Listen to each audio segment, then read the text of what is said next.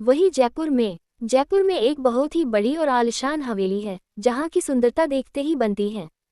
देखने में ये एक रॉयल पैलेस लग रहा था और वहाँ का माहौल भी कुछ वैसा ही राजसी था।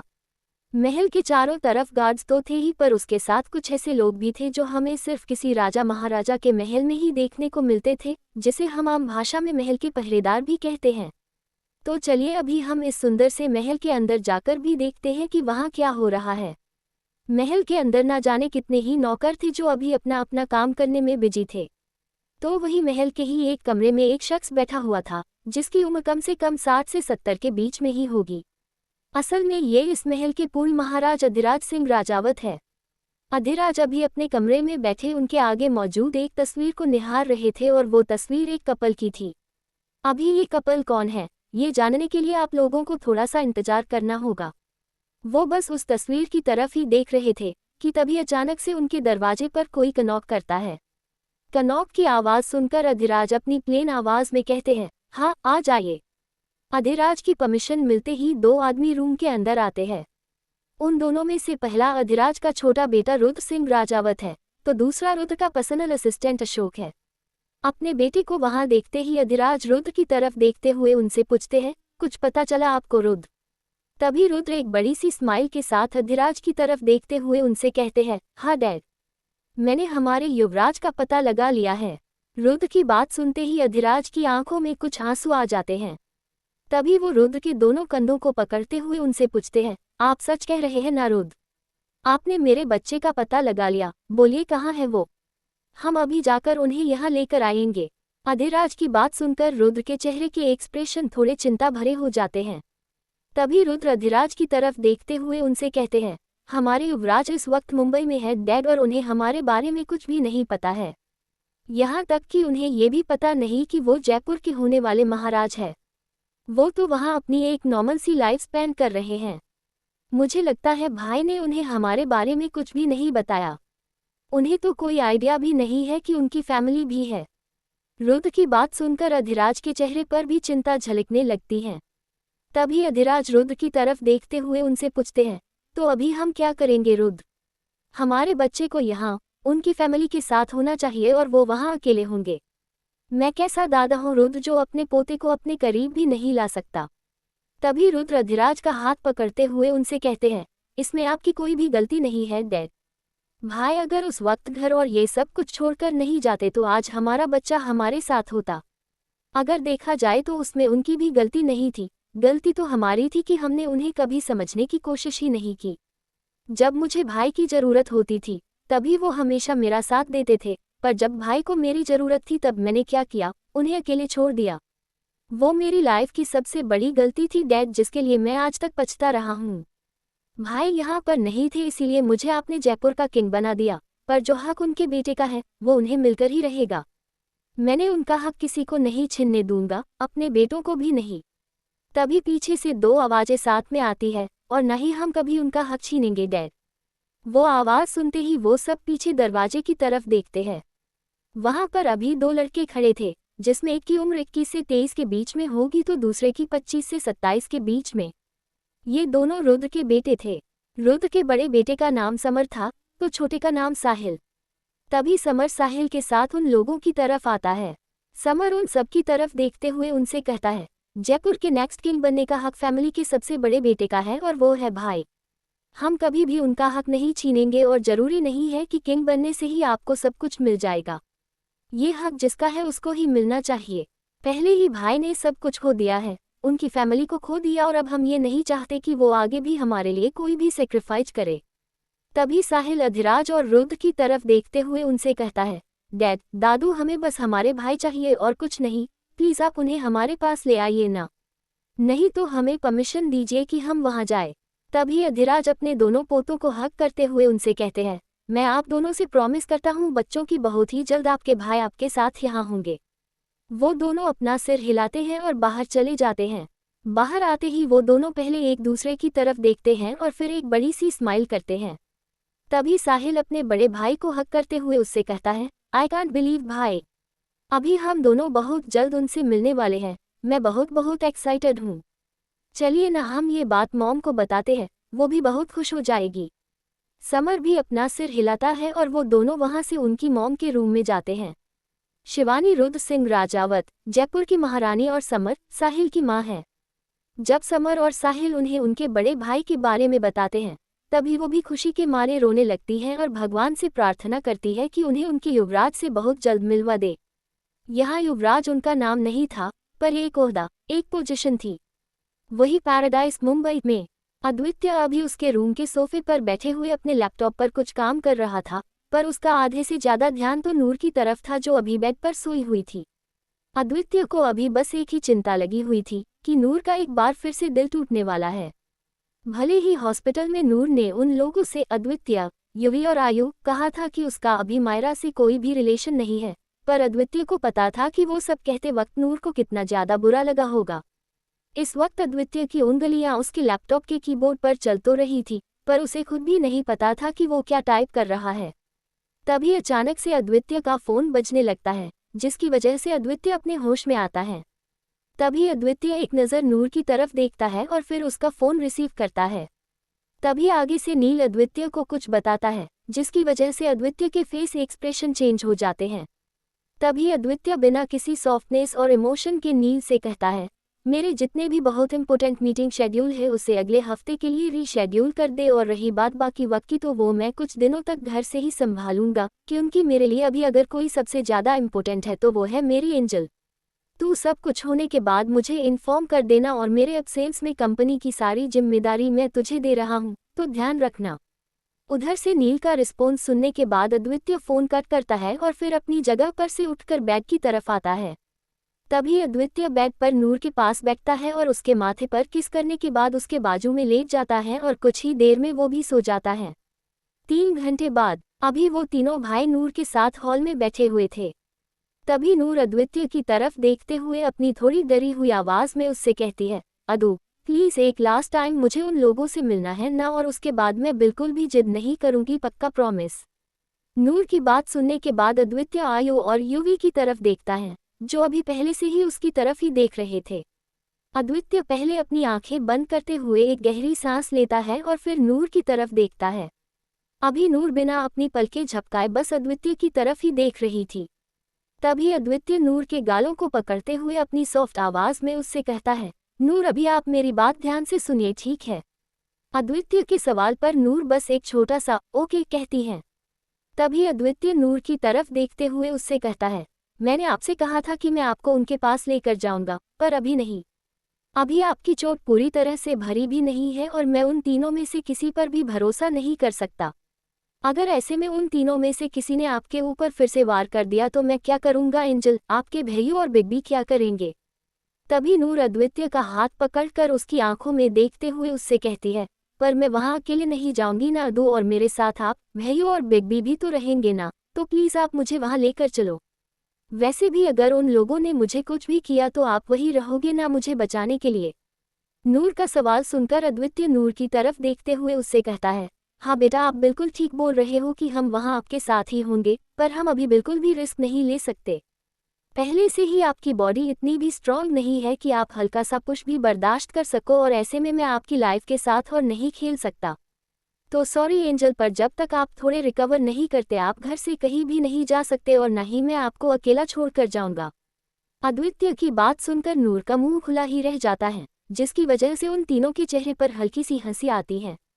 तभी नूर किसी डॉल की तरह अपनी पलकें झपकाते हुए अद्वित्य से पूछती है, मतलब आप अपने ऑफिस भी नहीं जाओगे? इस पर अद्वित्य अपना सिर हिलाता है, जिसकी वजह से नूर और थोड़ी शॉक होती है। बेचारी के अगले बड़े से शॉक के लिए आयु नूर की तरफ देखते हुए उससे कहता है, सिर्फ अदू ही क्यों, मैं और भाई भी नहीं जा रहे हैं? आखिर आप हमारे लिए भी तो उतनी ही स्पेशल और इम्पोर्टेंट हो ना जितनी अदू के लिए हो। इससे पहले कि नूर आयु के सवाल का कोई जवाब देती, अद्वित्य नूर को रोकता है। तभी अद्वित्य आयु और युवी की तरफ देखते हुए अपनी प्लेन आवाज में उनसे कहता है, आप दोनों को घर में रहने की कोई ज़रूरत नहीं है, मैं हूं ना एंजल का ध्यान रखने के लिए, और वैसे भी आप दोनों अपने अपने वर्कप्लेस से वापस आने के बाद नूर के साथ ही रहोगे, तो परेशानी वाली कोई बात ही नहीं है। अद्वित्य की बात सुनकर वो दोनों अपना मुंह बनाते हैं। तभी अद्वित्य उन दोनों से कहता है, मुझे पता है कि आप दोनों भी नूर के लिए उतने ही परेशान हो जितना कि मैं, पर आप ही सोचो, क्या ये ठीक रहेगा अगर हम तीनों ऐसे घर में बैठे रहेंगे और ना ही नूर इससे खुश होगी? भाई आप दोनों पर भी बहुत सारी जिम्मेदारियां हैं, तो आप बस अपने काम पर फोकस करिए। नूर की जिम्मेदारी मुझ पर है और मैं आपसे प्रॉमिस करता हूं कि अगर मुझे कुछ भी कम ज्यादा लगा तो मैं सबसे पहले आपको इन्फॉर्म करूंगा, ठीक है? अद्वितीय की बात सुनकर वो दोनों अपना सिर हिलाते हैं। अभी अद्वितीय अपना काम कर रहा था और नूर बेड पर बैठे बैठे कुछ सोच रही थी। तभी उसके दिमाग में एक आइडिया आता है और वो धीरे से बेड पर से उठने लगती है। अभी नूर का एक हाथ उसके पेट पर था तो दूसरा बेड पर। जैसे ही नूर बेड पर से उठकर एक कदम आगे चलती है, तभी अद्वितीय की नज़र नूर पर पड़ती है। तभी वो झट से अपनी जगह पर से उठता है और फिर नूर की तरफ बढ़ता है। अद्वितीय नूर का हाथ पकड़ते हुए अपनी प्लेन आवाज़ में उससे पूछता है, क्या आप मुझे ये एक्सप्लेन करोगे नूर कि आप बेड पर से नीचे क्यों आई और आप अभी कहाँ जा रहे थे? मैंने मना किया था आपको और ये भी बोला था कि अगर आपको कुछ भी चाहिए तो आप मुझे बताओगे, तो आप खुद से क्यों उठे? आपको कोई अंदाज़ा भी है कि आपकी चोट कितनी गहरी है, और अगर आप ऐसे ही करोगे और मेरी बात नहीं मानोगे तो मैं पूरे यकीन के साथ कह सकता हूँ कि आपके टाँके खुलने में देर नहीं लगेगी। अगर गलती से भी ऐसा हुआ ना एंजल, तो मुझे फिर से टाँके लगाने पड़ेंगे और फिर मैं आपको 1 महीने तक बेड से उठने नहीं दूंगा, याद रखिए। अद्वितीय की बात सुनकर नूर को डर लगने लगता है। तभी नूर अद्वितीय की तरफ देखते हुए उससे कहती है, आई एम सॉरी अदू। वो मुझे बहुत बोर लग रहा था तो इसीलिए मैंने सोचा कि थोड़ी स्टडी कर लूँ, तो बस अपना बैग लेने जा रही थी, सॉरी। नूर की बात सुनकर अद्वितीय नूर को धीरे से बैग पर बिठाता है और फिर उसका हाथ पकड़ते हुए अपनी थोड़ी सॉफ्ट आवाज़ में नूर से कहता है, अगर यही बात थी तो आप मुझे बताते ना बेटा, मैं आपको आपका बैग लाकर देता और आप वही बैग पर बैठे बैठे स्टडी करते। तभी नूर अपना क्यूट सा पाउट बनाते हुए अद्वितीय से कहती है, पर आप भी तो अपना काम कर रहे थे ना, तो ऐसे में मैं आपको डिस्टर्ब नहीं करना चाहती थी। नूर की बात सुनकर अद्वितीय की सर्द एक्सप्रेशन वाली आंखों में थोड़ी सी नरमी आ जाती है। तभी अद्वितीय नूर के छोटे से चेहरे को अपने दोनों हाथों में थामता है और फिर नूर के माथे पर एक डिप किस करता है। तभी अद्वितीय नूर की तरफ देखते हुए उससे कहता है, भले ही मैं कितना ही इम्पोर्टेंट काम क्यों ना करूं या फिर कितना ही बिजी क्यों ना रहूं, पर हमेशा मेरे पास आपके लिए टाइम होगा, जो सिर्फ और सिर्फ आपके लिए ही रिजर्व होगा। मेरे लिए मेरे काम से भी कहीं ज़्यादा इम्पोर्टेंट आप और मेरे दोनों भाई हैं। मानता हूँ कि मैं बहुत ज़्यादा वर्काहॉलिक हूँ, पर मेरी जान for me my family come first, समझे आप? तभी नूर अपनी बड़ी सी स्माइल के साथ अद्वितीय से कहती है, येस येस, पर अभी मैं ठीक हूँ और आप अपना वक्त करो। मैं फिर से अपनी जगह बैग पर बैठकर अपनी स्टडी करती हूँ और आप अपना वक्त करो। अभी आप मुझे बस बैग पर बिठा दो और मेरा बैग मुझे दे दो। तभी अद्वितीय अपना सिर हिलाते हुए एक छोटी सी स्माइल के साथ नूर से कहता है, your wish is my command my little love, आ जाओ।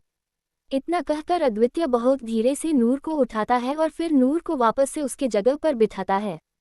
तभी अद्वितीय उस रूम के एक कोने में रखा नूर का बैग नूर को देता है और फिर उसके माथे पर किस करते हुए उससे कहता है, आप तब तक अपनी बुक्स निकालो, मैं अभी आता हूँ एंजल, और यहाँ से हिलना नहीं, ओके? नूर बस अपना सिर हाँ में हिलाती है और अपना बैग खोलने लगती है। तभी अद्वितीय रूम से बाहर चला जाता है। ठीक 5 मिनट बाद अद्वितीय वापस से उसके रूम में आता है और देखता है कि अभी नूर उसके बुक्स में कुछ लिख रही थी। जब अद्वितीय ने नूर को उसका बैग दिया था, तभी उसने नूर के आगे बैग पर ही एक छोटा स्टडी टेबल भी रख दिया था, ताकि नूर को कुछ लिखना हो तो उसे तकलीफ ना हो। अभी नूर बहुत ही आराम से और कंफर्टेबली अपनी स्टडी कर रही थी।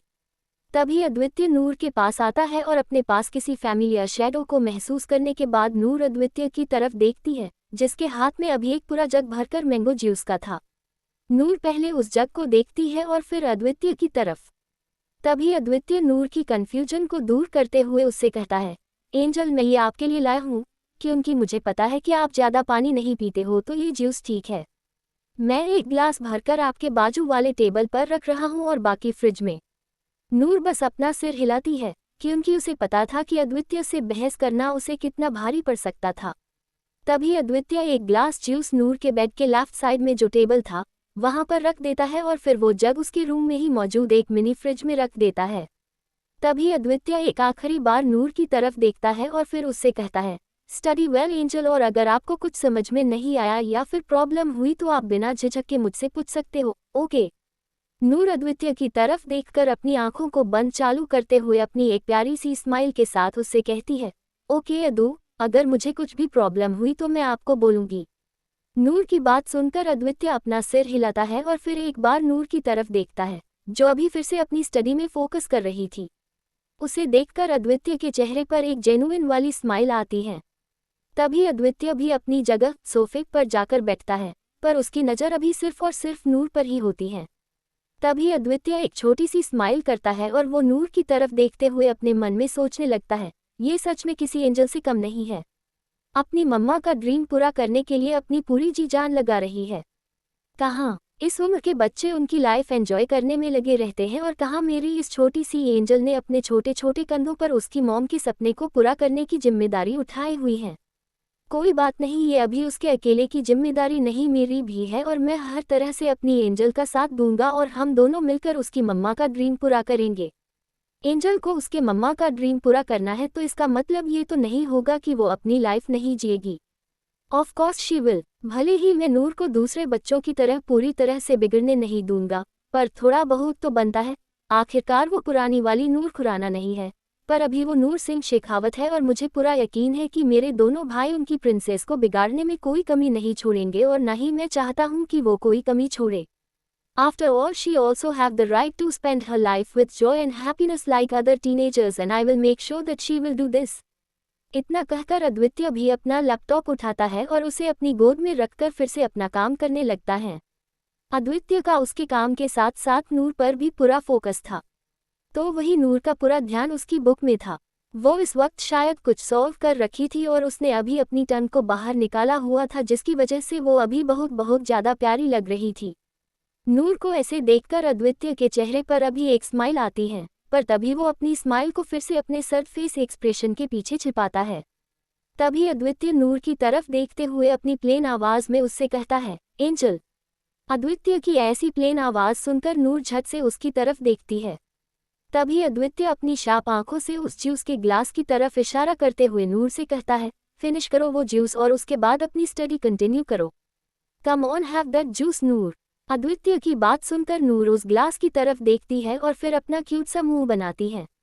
तभी नूर अद्वितीय की तरफ देखते हुए उससे कहती है, अदू मेरा ये पूरा कंप्लीट होने के बाद मैं वो पी लूंगी ना, पक्का। तभी अद्वितीय नूर के फेस पर से बिना अपनी नज़रें हटाए अपनी डोमिनेटिंग आवाज़ में नूर से कहता है, मैं सिर्फ 3 तक के काउंट करूंगा एंजल, और अगर मेरे 3 काउंट करने से पहले आपने वो जूस खत्म नहीं किया तो no more chocolates for you. फिर वो सारी कड़वी मेडिसिन्स आपको बिना चॉकलेट के ही खानी पड़ेगी, ठीक है? अभी मैं काउंटिंग स्टार्ट कर रहा हूँ। 1, 2, 3। इससे पहले कि अद्वितीय अपनी 3 तक की काउंटिंग को पूरी करता, नूर झट से उसके साइड में रखे टेबल पर से वो ग्लास उठाती है और उसमें मौजूद जूस पी लेती है। वो एक ग्लास जूस पीते ही नूर के मुंह से एक छोटी सी डकार भी निकलती है, जिसकी वजह से नूर झट से अपने दोनों हाथों से अपना मुंह बंद करती है। तभी नूर अद्वितीय की तरफ देखते हुए अपना प्यारा सा मुंह बनाती है और फिर अपनी एम्बेरसमेंट भरी आवाज़ में अद्वितीय से कहती है, सॉरी अदू, ये मैंने नहीं किया सच्ची, वो तो गलती से हो गया। शायद मेरा टमी फुल हो गया तो इसी वजह से वो आवाज़ आई होगी। नूर की इतनी प्यारी बात सुनकर आखिरकार अद्वितीय के चेहरे पर एक छोटी सी स्माइल आ ही जाती है। तभी अद्वितीय अपना सिर हिलाते हुए नूर से कहता है, कोई बात नहीं एंजल, ये सबके साथ होता है तो इट्स ओके। नूर बस अद्वितीय को अपनी एक बड़ी सी स्माइल देती है और फिर से अपनी स्टडी में लग जाती है। 1 घंटे बाद अभी अद्वितीय का वक्त पूरा हो चुका था और तभी वो अपने लैपटॉप को बंद करते हुए थोड़ी देर के लिए अपनी आंखें बंद करता है। तभी कुछ 5 मिनट बाद अद्वितीय अपनी आंखें खोलता है और अपने दोनों हाथों को स्ट्रेच करते हुए अपने मसल्स को रिलैक्स करता है। तभी उसका ध्यान बैग की तरफ जाता है और जब वो बैग पर देखता है तभी उसके माथे पर थोड़ी चिंता की लकीरें झलकने लगती हैं। असल में इस वक्त नूर वही स्टडी करते हुए बैठे बैठे ही सो गई थी, जिसकी वजह से अभी उसका सिर उस छोटे से स्टडी टेबल पर था और अभी भी उसने अपने हाथ में एक पेन पकड़ा हुआ था, जो पूरी तरह से उसकी पकड़ से अभी धीरे धीरे छूट रहा था। नूर को ऐसे देखकर अद्वितीय अपना सिर हिलाता है और तुरंत अपनी जगह पर से उठकर नूर की तरफ आता है। अद्वितीय सबसे पहले बहुत ध्यान से नूर के हाथ से वो पेन लेता है और फिर हल्के से नूर का सिर उस स्टडी टेबल पर से उठाकर उसे अपनी एक हथेली पर रखता है, और वैसे भी उसका सिर इतना छोटा सा था कि वो अद्वितीय के एक हथेली पर बहुत आसानी से फिट हो रहा था। तभी अद्वितीय धीरे से वो स्टडी टेबल वहां से उठाता है और उसे बेड के दूसरे तरफ रखता है और फिर धीरे से नूर को बेड पर सुलाता है। नूर को सुलाने के बाद अद्वितीय सबसे पहले नूर की सारी बुक्स और बाकी स्टेशनरी उसके बैग में रखता है और फिर उसका बैग की जगह पर रखता है और साथ में स्टडी टेबल भी उसकी जगह पर रखता है। तभी अद्वितीय नूर की कमर तक की बॉडी को बेडशीट से कवर करता है और फिर धीरे से उसका फ्रॉक ऊपर उठाकर उसकी ड्रेसिंग चेक करता है। जब अद्वितीय को ये यकीन हो जाता है कि नूर की ड्रेसिंग और चोट दोनों ठीक है, तभी वो नूर का ड्रेस ठीक करता है और उसे ठीक से कवर करके उसके माथे पर एक किस करता है।